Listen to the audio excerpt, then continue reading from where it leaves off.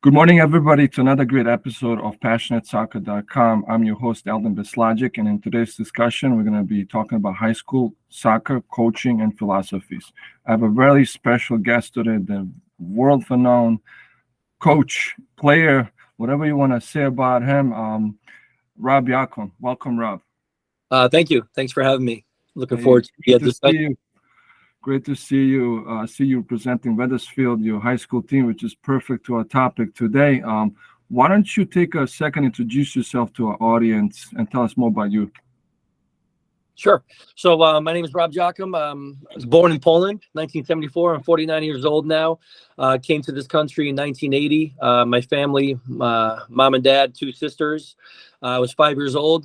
Came to Meriden, Connecticut, because as an immigrant, you go kind of where your family is, and my uncle was here, so that's where we settled. I went to Catholic school in Meriden, St. Stan's, Maloney High School, public school, where I earned All-America honors in soccer. I got a soccer scholarship to the University of Hartford, full ride.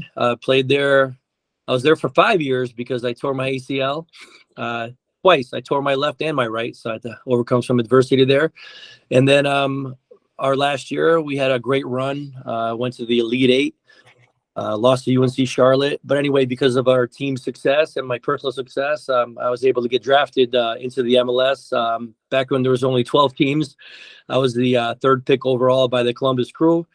Played there a little bit, about a half a season, and then I was picked up by the New England Revolution. And then after that, I played with the Western Mass Pioneers, where we won a D3 national championship. And that I mentioned that because after that season, I started coaching high school soccer. So that's where it kind of began for me. What inspired you to become a high school soccer coach? Because I know there's different levels to coach, but why did you select high school soccer? So at the time, when I was in the MLS, obviously that was full time. But after I saw it was very competitive, I had a couple ACLs earlier, and it was going to be tough to stay in there. The money at that time for a young American player like myself that wasn't playing, I would get in for 25 minutes, 30 minutes. I had a start at Kansas City Arrowhead Stadium, I remember. But anyway, the money wasn't great. So then I decided, you know what? I tried it. I'm going to move on. But I still wanted to play. So a coaching friend of ours, you know him, Leszek Vrona, was coaching the Western Mass Pioneers, big Portuguese club in Ludlow, Massachusetts. And he's like, hey, we're going to practice at night. You can work during the day, make some money. So I said, okay. And then I did that. And then a friend of mine, Johnny Natali, who is a women's head soccer coach at the University of Hartford and has been here for a long time. He's like, hey, I'm coaching at Oakwood with you. I was coaching at Oakwood at that time as well. And he goes, Wethersfield High School. I played there. He played there. And they actually knocked us out my senior year in high school. That was my last career game, was against Wethersfield High School and Johnny Natal. Anyway, he's like, you can be my assistant coach. So back then it was a varsity head coach, and we had a full-time assistant. So I took it, and I love the game of soccer, obviously. And I knew I wasn't going to be playing a ton longer. I was getting a little bit older, not too old, but 27, 28, whatever it was at that time. So I tried it, and I loved it. I didn't know I was going to like coaching as much as I did. Maybe if I did, it would have led me to a different career path, maybe something in education where you finish school at 2 o'clock, 3 o'clock, and it works out really well. But anyway, so this is my 24th year as the head coach at Wethersfield, but that's where it started. Wow. What do you find most rewarding about coaching like high school level? That's a tough one because there's so many different things. And I know in the beginning, when I first started, my first year as a head coach, we won a state title. 2 years later, we won again. 4 years later, we won it. So we won 3 in my first 5 years. And I thought that was the greatest thing, made me so happy. And it did at the time. And then you evolve a little bit. You have kids of your own and things like that. And one of my most memorable moments as a coach, there was a boy that played for us years back.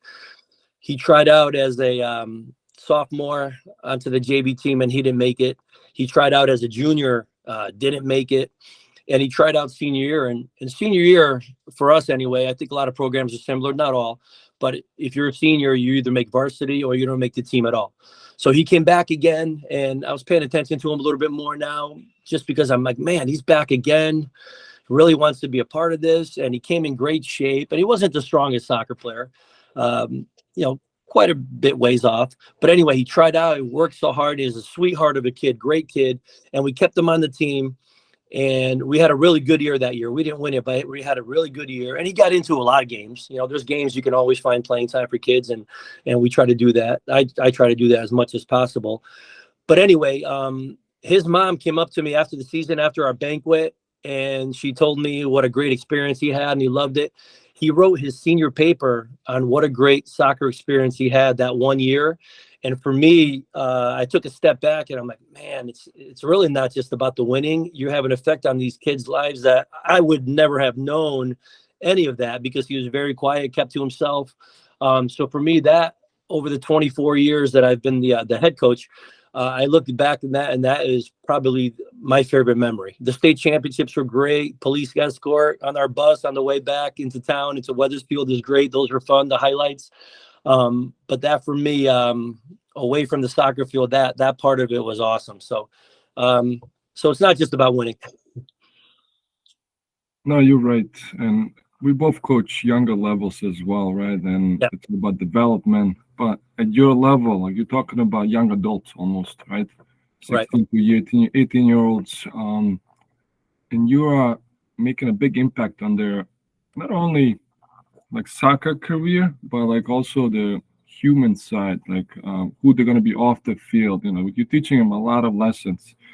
And sometimes it's managing that human side of as well, you know, like problems, challenges, you know, like as a coach, you have to deal with it as well. It's not just coaching on the field, you have to coach off the field as well. And Right. these are critical years for young adults, right? Where it's the foundation. Can you tell me some challenges you faced along like the 24 years, like as a high school coach? Anything, you know, like that pops to your head? Sure. Yeah. I mean, that's high school soccer. I coach Premier. I do camps with youth. I do rec in town at Wethersfield. So I see a little bit of everything. And for me, that's the beauty of it, is it doesn't get stale. It doesn't get boring. It's different. And every year in high school, you have different kids. Myself, I don't see these kids. I'll see them for another few weeks. And then for the most part, I don't see these kids. I see a few of them. Maybe we cross paths on the soccer field when I watch some games, but I don't see them right now. I see them basically 5 to 6 days a week for almost 3 months straight. Wow. And then I don't see them for a while. And you almost have to relearn them when they come back in and remember some of them. And there's a lot of JV kids next year in preseason that because we play at the same time, we train at the same time, different fields.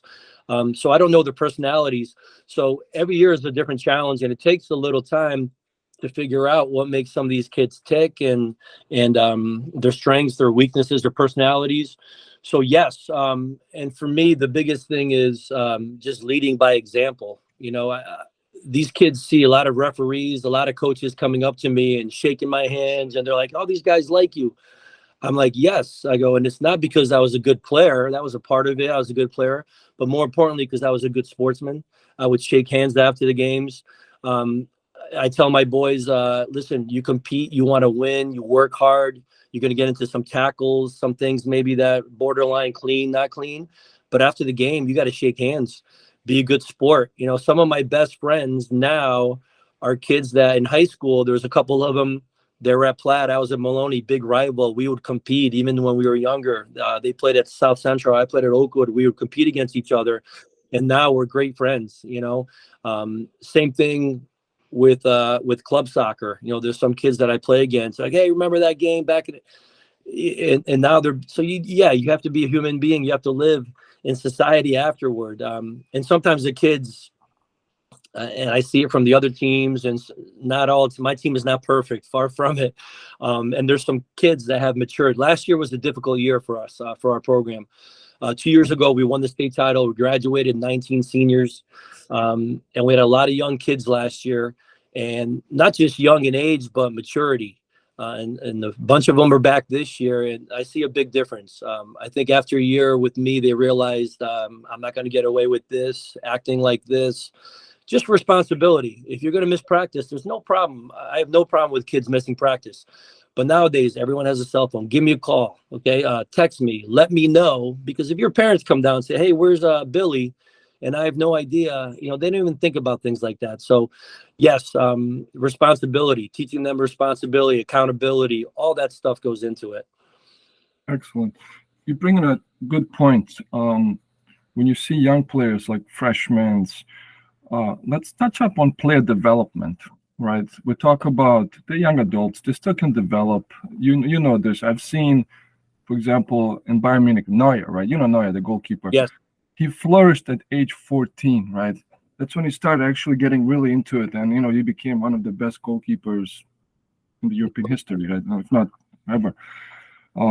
Talk about like player development, player. Like what's your methods there? What do you still do like as a coach? I know it has to be competitive, but you still have to work on the development part of the game.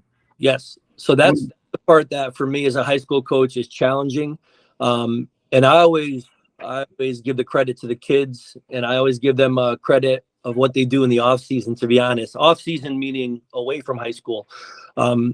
Because we do have them only for 2.5 months. We do a little preseason. We're hoping they come in pretty good shape. And because that's stuff they can work on their own, and we do some physical testing just because in the high school system, they require some statistics in case somebody doesn't make the team. You can't just say it's an eyeball test. They just aren't good enough. So we have to give some statistical evaluations as well. But anyway, so the culture at Wethersfield now is the kids know what we demand in preseason. So we do a couple of physical tests. For the most part, especially the older kids, they're ready. They come in, so we don't have to waste too much time in preseason doing double sessions, things like that, where we're just running. We do a few, but it's more technical. We're playing small-sided and building it up from 1v1s, 2v2s. It's almost like a little refresher after a little summer break, and we build it up. But so the culture in Wethersfield, which we've established over a bunch of years, because a lot of the alumni come back, hey, Coach Rob is going to want this. You guys are going to be doing this. You gotta come and fit. First impression, the first couple of days is so important, whether you make JV, varsity. And I do watch some of the summer league games, but very, very few. So I'm really relying on the kids. Hey, it's a true tryout when you come into preseason.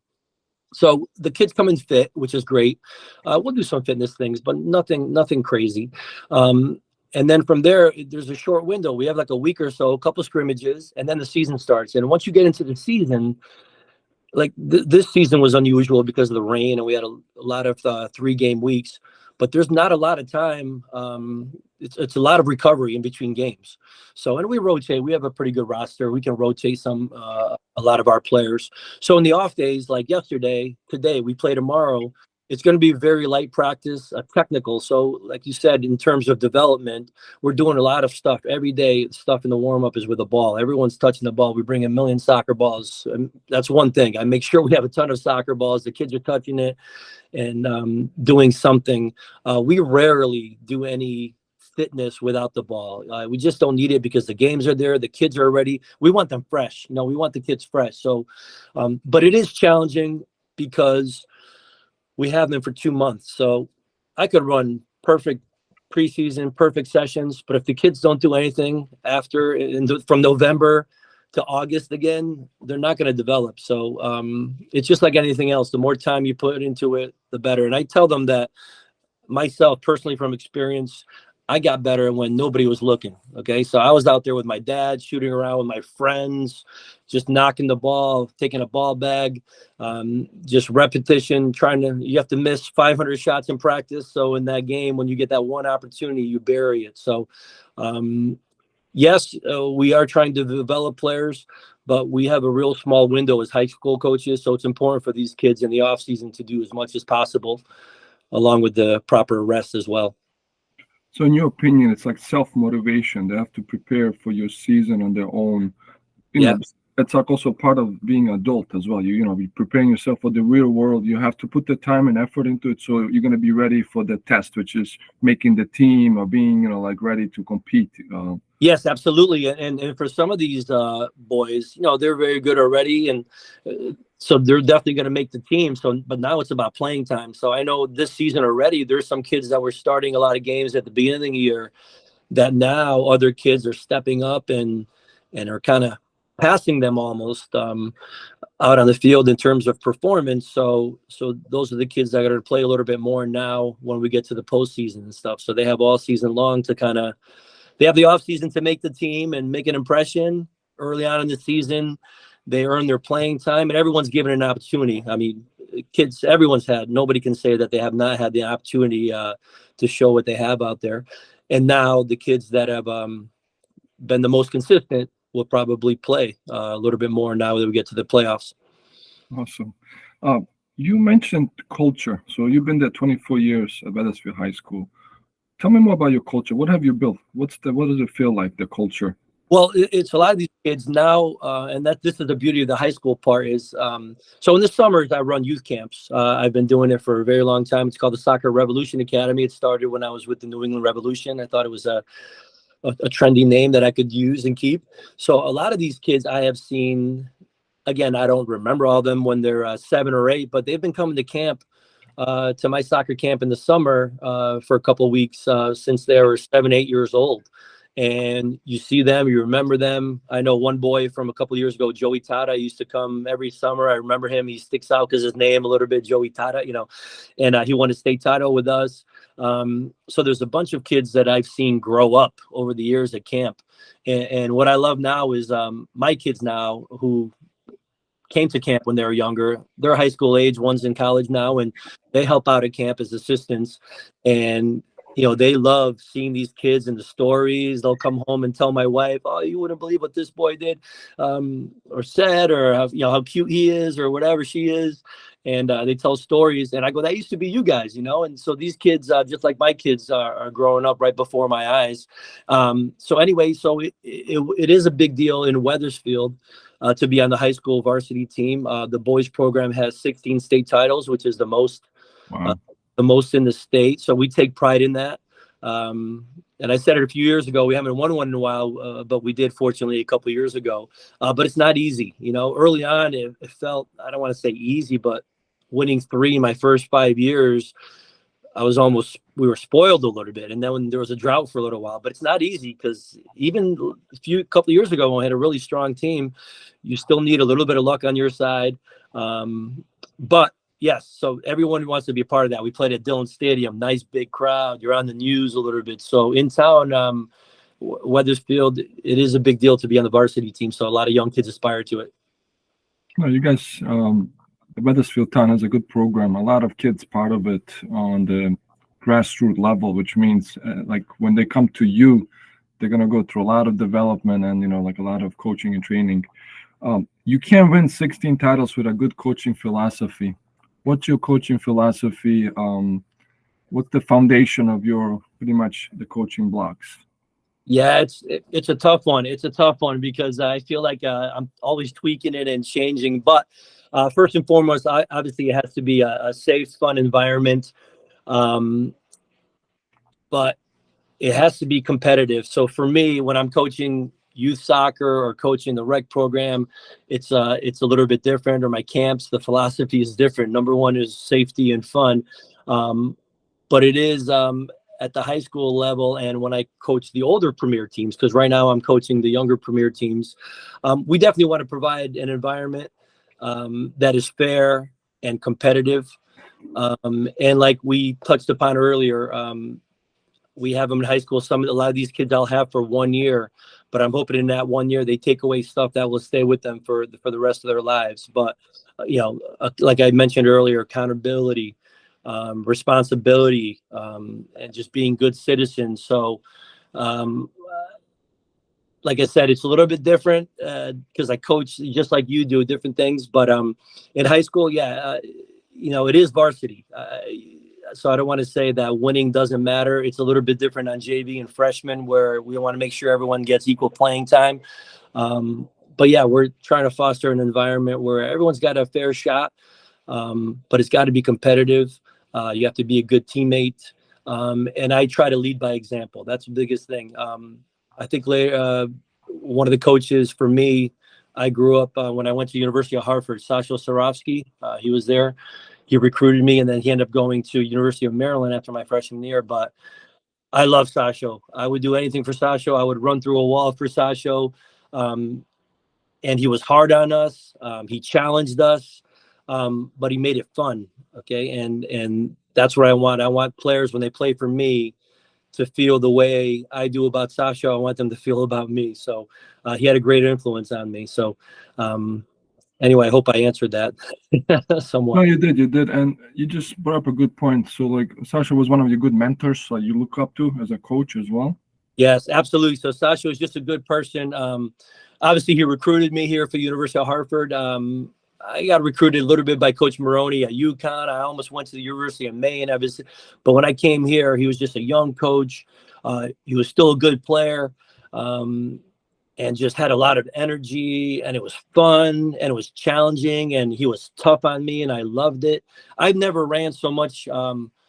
Defensively, I never did so much defensive work as a forward as I did until I got into college.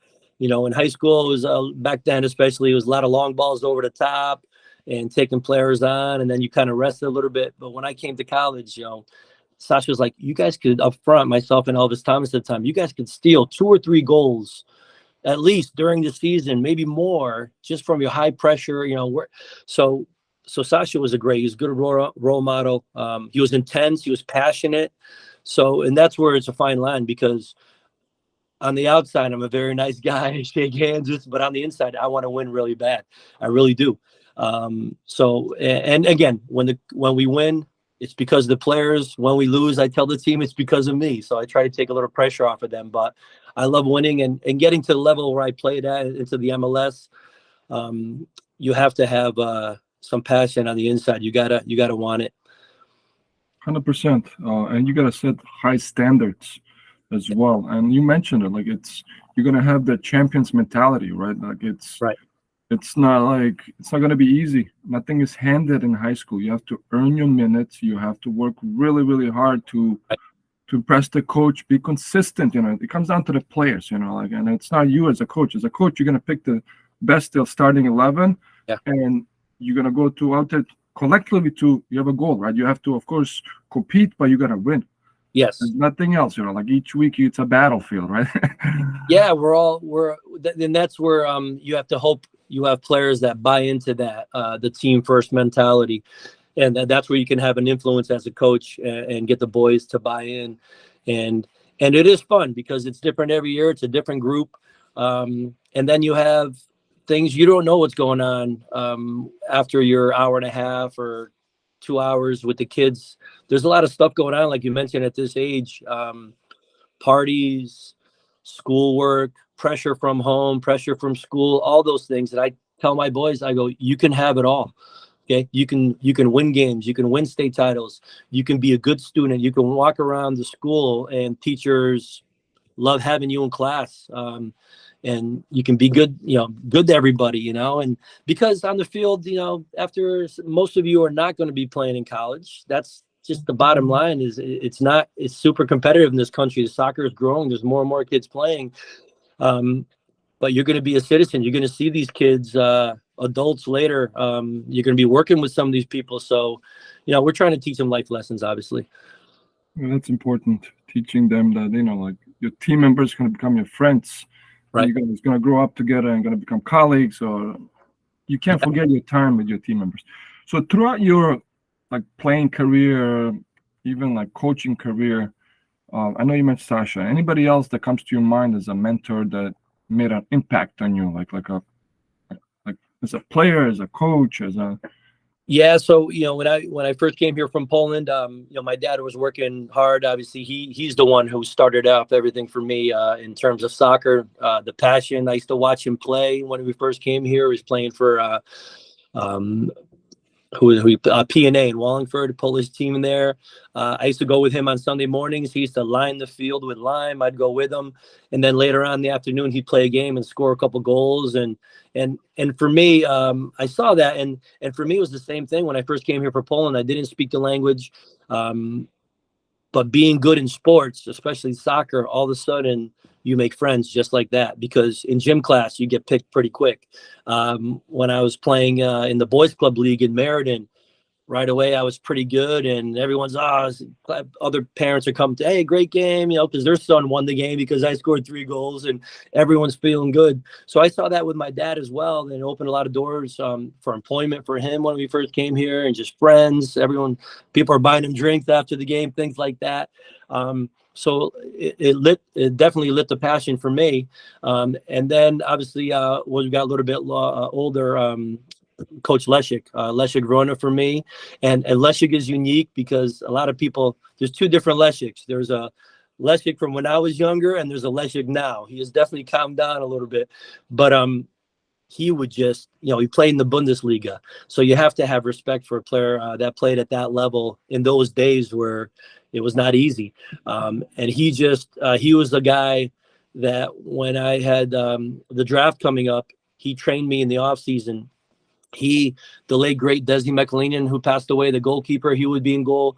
Leszek would bring these soccer balls, 30 of them pumped up really hard. He's serving them in, and it was just repetition after repetition. And I played for Leszek, and we had some success together with the Pioneers, won the D3 National Championship in 1999. But on his own time, he took that extra time. It would be cold. It would be wet. One time I remember he was coaching the Wolves at the time, I believe, and it was snowing, sleet. They were closing down highways. And I would call him, Leszek, are we still training? He goes, yeah, come on. I was Leszek, the weather, they said, stay off the roads. He goes, we're going under the bleachers of Willowbrook. Let's go. Don't be late, And we did it. We got through it. We suffered together.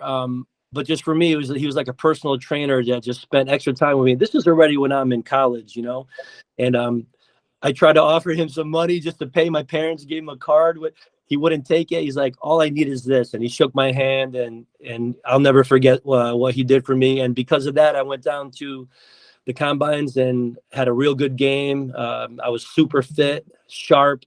And again, because this was in, I believe, late January. So he got me super fit. And because of him, I got drafted into the MLS. So because of that, I got to start my soccer camps. I got to coach Wethersfield. So it's funny how things line up sometimes. So it looks like you had a big impact in your career. Yes, absolutely. As a player, as a coach, it's like a founding block of your soccer career, right? That's awesome. He did it. I knew him a little bit. I knew he was a very good player. My dad would tell me. And then just, he just did it out of the goodness of his heart, and because he loves it. He's into it. He loves it. And he pushed me. And sometimes I thought I was going to go to the bathroom. I thought I was going to throw up, and we got through that crisis, and then it just came out on top. So I'll never forget what he did for me. So you also mentioned your father early on. So having a environment where, of course, you're European, Polish. Yes. So having a family that loves the game, that plays the game, has that made easier for your transition, as you mentioned, like making friends, developing, and continue working hard towards soccer? Because like if you have family that loves the game, you're always surrounded watching soccer, going with your dad, like whatever it is. Yeah. That makes in your opinion, you can tell, like, no, yes, does it make it easier for you to work harder, train harder, and have a stronger foundation?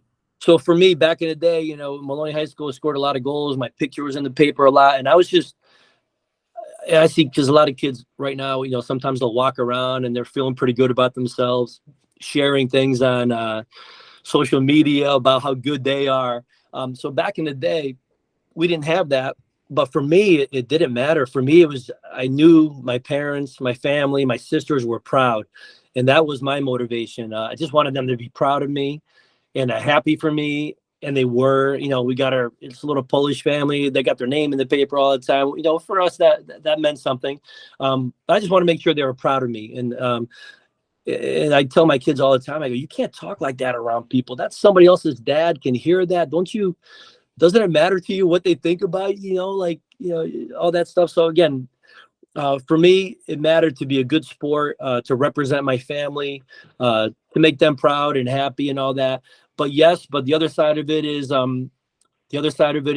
because I did play at a pretty good level and pretty high standard. I have kids that play. I have a son right now who's trying to catch. I scored 61 goals in high school, 36 my last year. 18 my junior year, 6 as a sophomore, and my son's a sophomore. He tied me right now, so he's keeping track. He's like, because he didn't play freshman year because he had a little surgery on his scope on his knee there. So I said I had one freshman year because I didn't play a lot as a freshman at varsity. So he's keeping track. So he's got some goals. But it is, and I told him, listen, you're probably not going to score as many. I hope you do. I hope you pass me. But sometimes you try to follow in your father's footsteps. It's not easy. But I said that's not what matters to me. No matter what happens, I want you to enjoy it, and hopefully the game takes you on a similar path or maybe a unique path, something different. So I don't want there to be pressure on my kids to try to have to live up to dad. Oh, he scored that many goals and all that. But every now and then I'll take a little shot at him and joke around and remind him. So, Rob, any advice you have for like upcoming high school coaches? Anything you want to leave in mind, like to start their coaching career on the right foot note? Yeah, have them learn from your lessons, pretty much your early lessons. It's tough because every school is different. Every program is different. I'm blessed, and we had a real difficult year last year in terms of we won 3 games last year. But I know there's other programs that have a difficult seasons just because they're scheduled, because how many kids in that town play soccer. So it's a no-win situation. If I think I'm a decent coach, if I went to some of these other programs, it would be difficult to have success. So you want to measure yourself not by wins and losses. I think for me, I measure myself by trying to maximize the kids' potential that I have.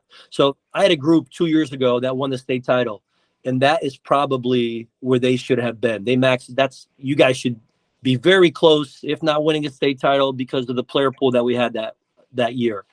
Last year it was different. I think last year we didn't maximize our potential. We probably should have had a slightly better record, a few more wins. We definitely should have had fewer yellow cards. We should have been better behaved during games, because it's easy being a good guy, as you know, when you're winning and all that. But when you're not winning, it's more difficult. So, and this year, I think we should make a decent run into the state tournament. So based on the player pool of kids that you have, maximizing their potential. So if this year, right now we have 8 wins, hopefully tomorrow we'll have 9 wins, 3 losses and 4 ties. I think we're pretty close. Maybe we should have had a couple more positive results. In terms of results, our attitude on the field is much better than last year. Fewer yellow cards. So you can have it all. I told them you have to be greedy. Okay. You can do it all. You can be a good sport. You can get good grades in school. You can get good results on the field. You can do it all. So maximizing your team, okay, with whatever pool of players you have, bringing out the best. Your bottom player, hopefully he ends up here. Your top players here, maybe he can end up here by the end of the season in terms of how he plays, and it could be something different for different players. It could be the attitude. Hey, player X is here. He's just not a great attitude, but by the end of the year, he matured a little bit, treated the officials a little bit better, little things like that. So. Okay, fantastic. You mentioned good grades. How do you, as a coach, help your players achieve the balance between academics and soccer? Because in order to be a student athlete, you have to have certain standards. How do you, as a coach, help them with it? So this is the time of year where grades will come out in about a week, or they close in about a week. And for those teams that make the state tournament, the grades are going to be locked in. And I know in our school there's certain standards. I'm not sure if it's 2 Fs or 1 F or something. If somebody has that, they cannot play. Or if they played with us, they would be ineligible. So we are hoping, and again, I'm a varsity coach, so we're hoping that by the time they get to us, as mostly sophomores, juniors, and seniors, they understand how important the grades are. It's tough to yell at kids or to get on them, because nowadays, there are some kids that are great soccer players, but in the classroom struggle a little bit, just with learning disabilities as well. So we have to be sensitive to that. But there are certain kids that just don't put the effort in.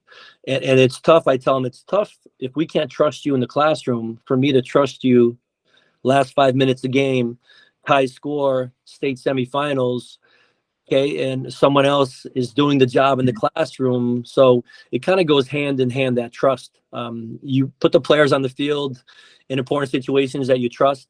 And a lot of these players, earn your trust, not just on the field, what they do in practice, but also in the classroom as well. So, yeah, we hope that by freshman, sophomore year, they're like, wow, these grades are important, and to get them up. And we see a lot of that. We see kids that come in as freshmen and sophomores, and they struggle a little bit. And then by junior or senior year, they've matured, grown up, and there is some peer pressure too. So we try to there is good peer pressure. There is good pressure from our captains that we select, and we hope that they get the message across, because sometimes it's one thing hearing it from your parent, sometimes in one ear out the other, hearing from your coach sometimes. But then when you hear it from your classmates and teammates that want you on the field, that want you there, that can play a role as well. Well, that's a great point. So I'm going to ask you now, as a parent, you said you have a son as a sophomore. So what message do you tell your son how to balance it? What tips do you have for other parents? I feel like I was really hard on my son when he was 6, 7, 8. And now I've loosened up a little bit because I feel like he went through a stretch when he was younger where he lost his confidence a little bit. And it was probably me being a dad, wanting it too much, even though I take the coaching courses and I know what I should say on the ride home and all that. But anyway, I've seen him and I say my son because my daughters, they weren't into it as much as my son. They played. It was more of a social thing for them, but he's pretty competitive. He's into it. He watches. He likes the Spurs, so he's in a good mood right now because the Spurs are doing pretty good. But yeah, I take a step back. I sit in the stands at my kids' games. I don't say peep. I don't say anything. I said, listen to what coach says, get it done. Be a good teammate, because in high school there's a, depending on what school they go to, there's a pretty good significant drop off sometimes, and just in the bleachers I learn a lot. I see a lot of parents that have a tough time in the bleachers and they're yelling at the officials and players, and I don't do any of that. Again, I try to lead by example. It's not because I'm a big shot and I played somewhere and I'm too good or whatever, but I don't comment. I want them to enjoy it, and that's what my dad did too. He would talk to me at home, and my coach in high school, Mr. Golden, was a science teacher, loved soccer, but back then it was different. And he said, listen to coach, do the best you can, all that. So same thing. I do give him some advice if he asks, especially if he asks. And I do get on him, especially if I see the effort, because I know my kid. I know when he should be coming up and feel sweaty for the most part. And I can tell when he could do a little bit more. But that's it. He's not perfect. Loses the ball maybe too many times for me right now, but he's got to develop on his own. And sometimes, you need that. You need to let him develop on their own a little bit and not give him all the answers, So, but I do when he asks, and sometimes I'll tell him when he doesn't ask. That's awesome. Appreciate that. So where can everybody find you? Like, and you mentioned camps. What else? So you have Wethersfield High School. Yeah, Wethersfield. I work with Wethersfield Soccer now. I help along with Coach Tony Leone, who's the girls' coach. We're trying to get into the grassroots a little bit more because for me that is the toughest age group to coach. Rec in town, U6. U8, we actually have a U4 5 program. It's not easy for the parents. So we're there actually coaching the parents, trying to give them some ideas. So they, again, benefits us maybe when they get older, but wherever they end up, a lot of kids go to private schools, they do whatever, it doesn't matter. But just to help the parents coach those kids, because it's not easy, because you have to keep rotating things pretty quick because their attention span is so short. You got to make it fun. And there's so many fun, different exercises that you can do and show them. So we're embedded in the Wethersfield rec program, helping them out. So that's where I'm there. I'm coaching at FSA. So I get my premier stuff after the high school season. I'll be doing my FSA stuff, the 2013s this year. And then ctsoccercamp.com is where I run my summer soccer program. So we actually do an April vacation camp in Wethersfield because we have the turf. So we have access to that. Last year, the weather was great. We cooperated. This year, who knows? But yeah, ctsoccercamp.com is where the Soccer Revolution Academy summer programs are based. Yeah, we'll post a link so everybody can find you and register and send their kids to you because I know you're a great coach. Thanks, Rob, for your time. Thank you for your inputs. I think this is going to be valuable to all the high school coaches. I appreciate it. And I want to leave you off with this. Thanks again. Thank you very much for having me.